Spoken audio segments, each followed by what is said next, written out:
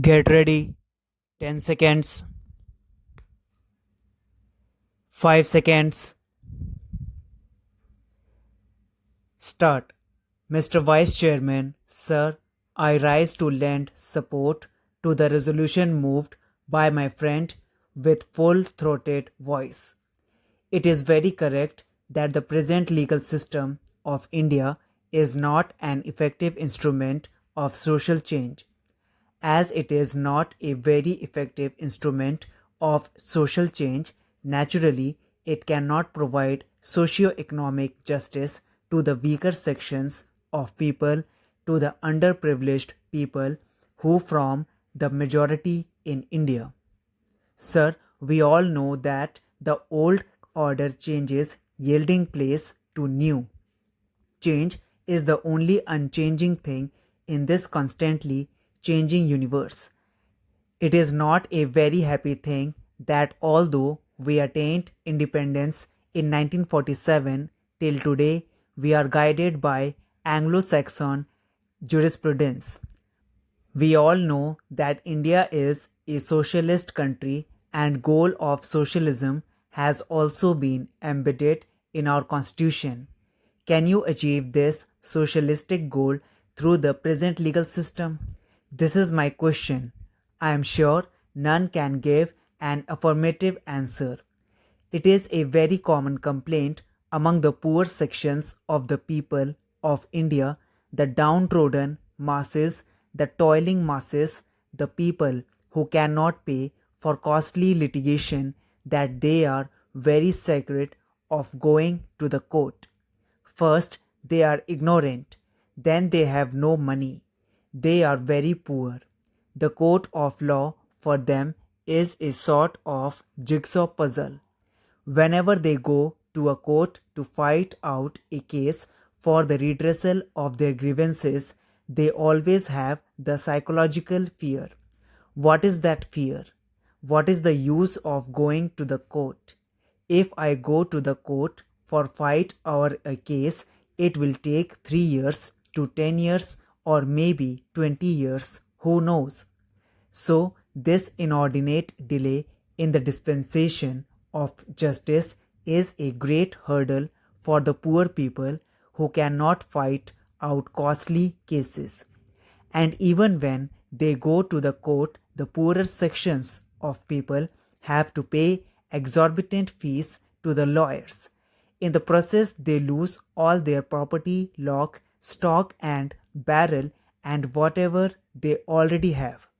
There is very interesting story. Two poor people were fighting out a case in the court over land. They had been paying fees to the lawyers for a long time.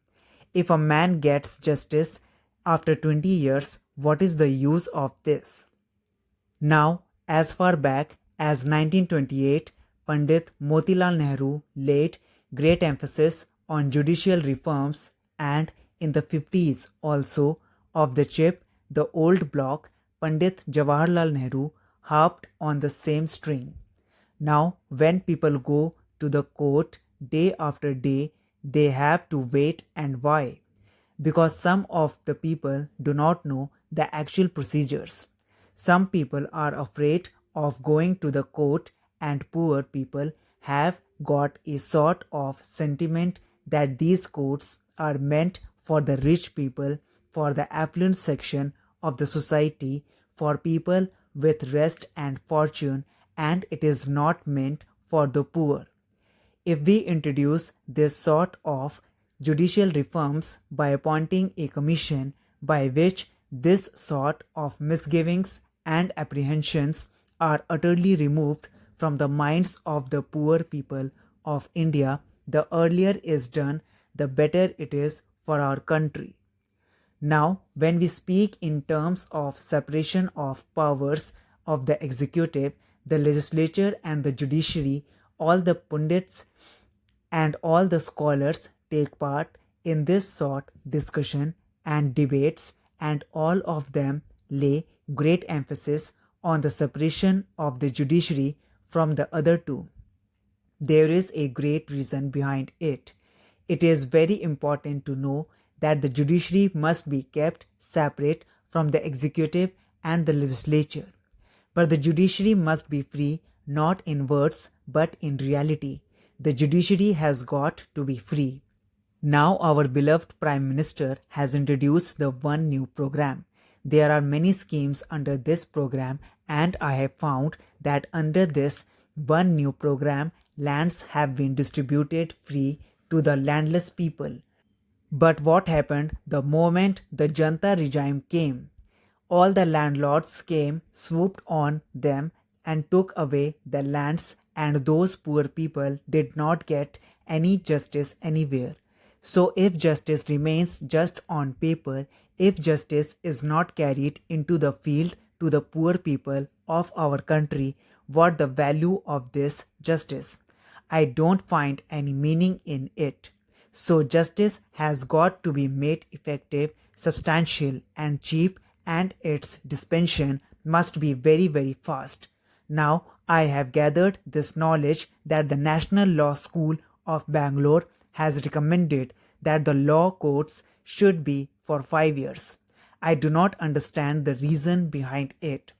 5 years is a very long time, and most of the poor parents cannot afford to defray the educational expenses of their sons and daughters who will have to pursue their studies for 5 long years.